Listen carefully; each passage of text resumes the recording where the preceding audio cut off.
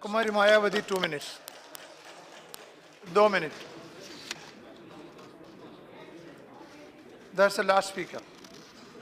माननीय उपसभापति जी,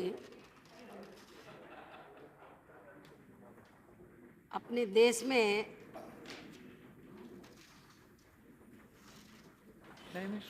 जजेस की नियुक्ति के लिए जो लगभग पिछले 20 वर्षों से जो व्यवस्था चली आ रही थी, जिसमें काफ़ी कुछ कमियां थी और पिछली व्यवस्था के तहत लोग किस्म किस्म की उंगली भी उठाने लगे थे, तो उसे दूर करने के लिए तो वर्तमान सेंटर की सरकार ने जो जजेस की नियुक्ति के लिए जो नई व्यवस्था की है, उसको लेकर जो विधेयक लाया गया है, तो इसका हमारी पार्टी समर्थन करती है। लेकिन इस संबंध में मेरा ये भी कहना है, खास तौर से जुडिशरी को लेकर, कि हमारे देश का संविधान लोकतंत्र के ऊपर आधारित है और माननीय न्यायपालिका इसका एक मजबूत स्तंभ माना जाता है। और इसके बारे में परम पूज्य बाबा साहब डॉक्टर अंबेडकर ने इस स्तंभ के बारे में, इस महत्वपूर्ण स्तंभ के बारे में काफ़ी कुछ कहा है। उसके मैं ज़्यादा डिटेल में नहीं जाना चाहती हूँ, लेकिन परम पूज्य बाबा साहब डॉक्टर अंबेडकर ने तो भारतीय संविधान में जो न्यायपालिका की जो व्यवस्था की, तो ये सोच कर की थी कि इस देश में समाज के सभी वर्गों को और सभी धर्मों के लोगों को जुडिशरी के जरिए न्याय मिलेगा। यदि उनको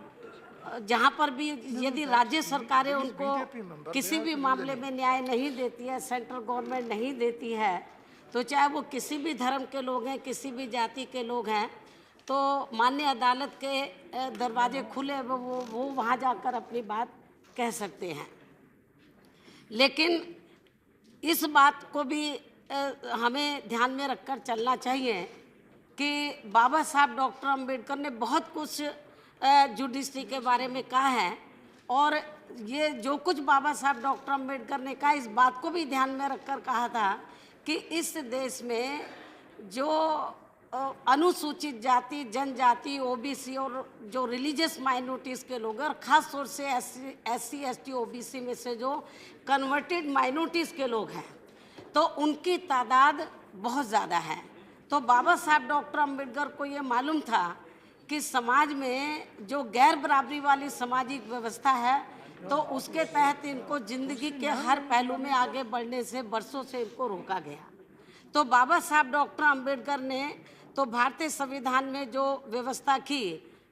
तो बाबा साहब डॉक्टर अंबेडकर ने ये सोचा था कि राज्यों में और केंद्र में जिन भी पार्टी की सरकारें बनेंगी, तो इन वर्गों को ज़िंदगी के हर पहलू में आगे बढ़ने के लिए तो इनके हितों का ध्यान रखेंगी, और यदि इनके हितों का ध्यान नहीं रखती हैं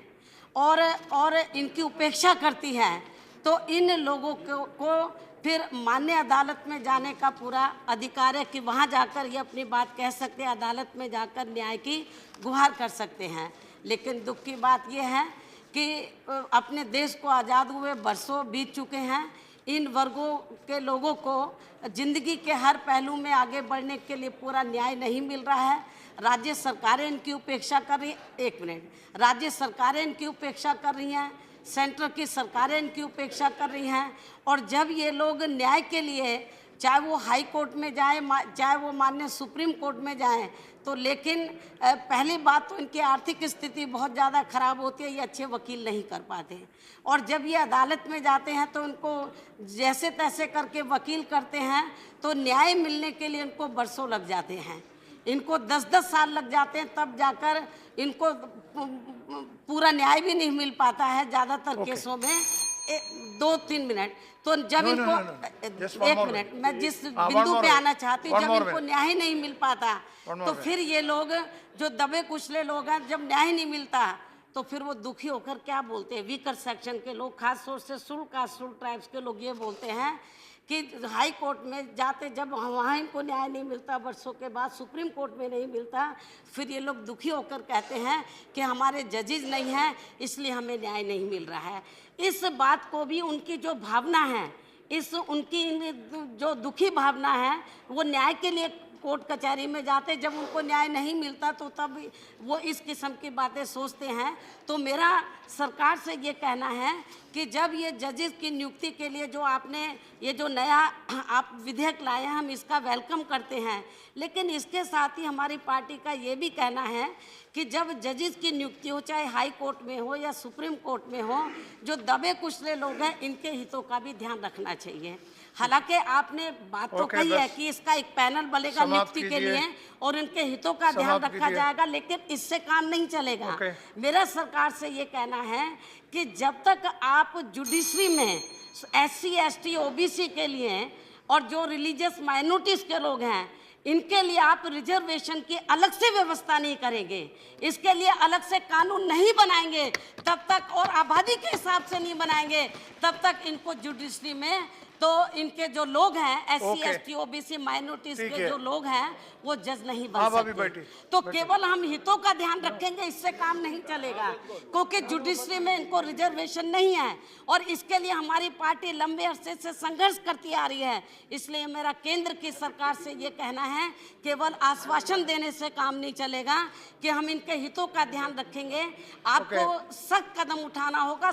ठोस कदम उठाना होगा और इसके लिए आपको न्यायपालिका के अंदर SC ST OBC और जो कन्वर्टेड माइनॉरिटीज के लोग हैं उनके लिए रिजर्वेशन की व्यवस्था करनी होगी, कानून बनाना होगा। और यदि आप इस सत्र में नहीं बना पाते तो अगले सत्र में आप जल्दी कानून बनाएं और आबादी के हिसाब से इनको प्रतिनिधित्व मिलना चाहिए, तब इन वर्गों के लोगों को, इनके समाज के लोगों को न्याय मिल पाएगा।